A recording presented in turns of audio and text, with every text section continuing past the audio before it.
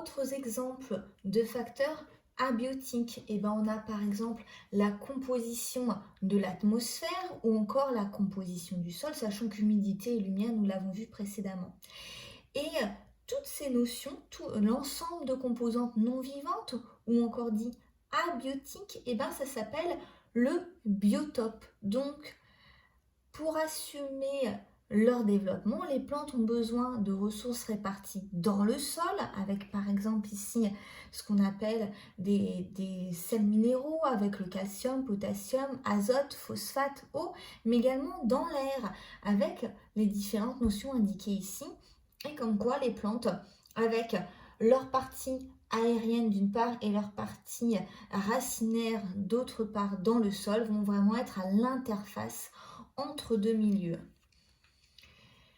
Et ça va nous permettre de visualiser encore un facteur abiotique qui sera le dernier, où ici on voit l'action des racines sur la disponibilité en éléments minéraux. C'est-à-dire que en fonction de la profondeur des racines, on va avoir un pourcentage d'altération de roches différentes, puisque lorsque les roches se dégradent, ça va libérer des éléments dans le sol. C'est ce que vous avez étudié l'année dernière en seconde. On a deux sols différents ici, un sol sans racines, ça va être notre témoin, et notre sol avec racines. Et on voit que à peu près ici à 2,5 cm de profondeur ou encore à 10 cm de profondeur, on va avoir 2 fois plus d'altération des roches dans un sol avec des racines. Et à 20 cm de profondeur, on a même 3 fois plus d'altération de roches, puisque ici il y a également la pluviométrie par exemple qui va altérer les roches. Or en profondeur, la pluviométrie ne va pas être détectable, ne va pas pouvoir abîmer les roches. Donc on voit ici finalement une interaction entre les êtres vivants d'une part et leur milieu d'autre part, puisque les racines vont altérer les roches, ce qui va d'ailleurs permettre de mettre à disposition des sels minéraux qui favorisent le développement des plantes. Les racines modifient la structure du sol et favorisent la circulation d'eau d'une part, ou la disponibilité en éléments minéraux issus de la dégradation de la roche-mère du sous-sol d'autre part.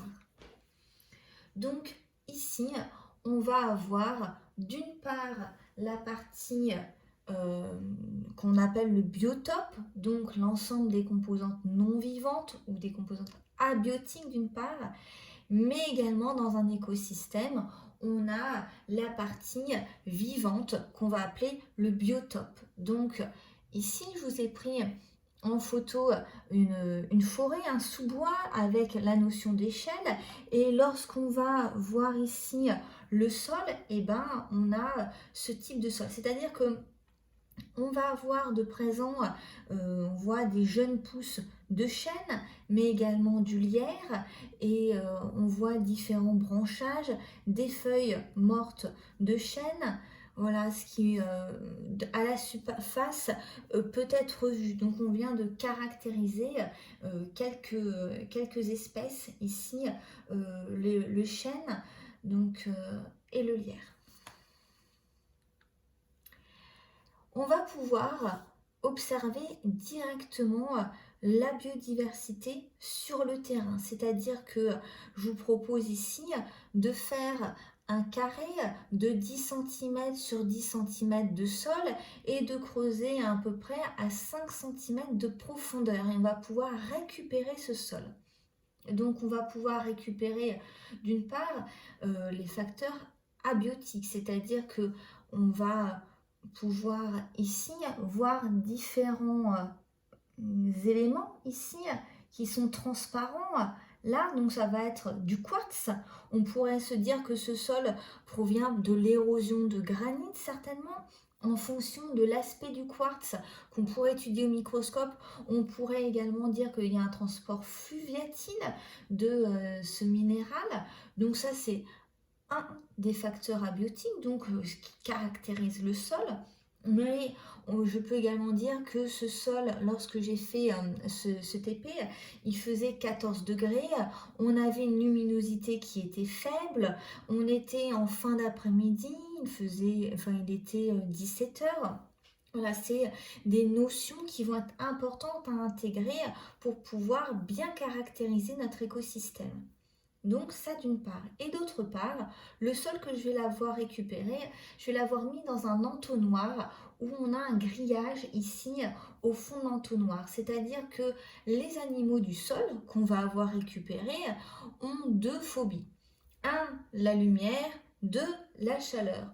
D'où avoir installé ici une lampe qui va finalement faire fuir les animaux du sol qui vont pouvoir tomber au fond d'un récipient. Alors ce récipient il peut être rempli soit par exemple avec de l'alcool, sauf que du coup c'est certainement plus facile d'identifier les animaux qu'on va retrouver, mais on va pas pouvoir remettre ces animaux dans la nature, donc c'est pas forcément à privilégier. Ici, entre les facteurs abiotiques d'une part et les facteurs biotiques d'autre part, on va pouvoir caractériser un écosystème. Je vous mets ici les notions les plus importantes que vous avez commencé à voir en seconde sans mettre les mots dessus. L'ensemble des êtres vivants présents dans le milieu s'appelle la biocénose. Le biotope, donc, lui, est caractérisé par l'ensemble des facteurs abiotiques. L'écosystème correspond à l'ensemble formé par la biocénose et le biotope. Les paramètres de milieu qui sont liés aux êtres vivants sont qualifiés de facteurs biotiques, donc le contraire d'abiotique.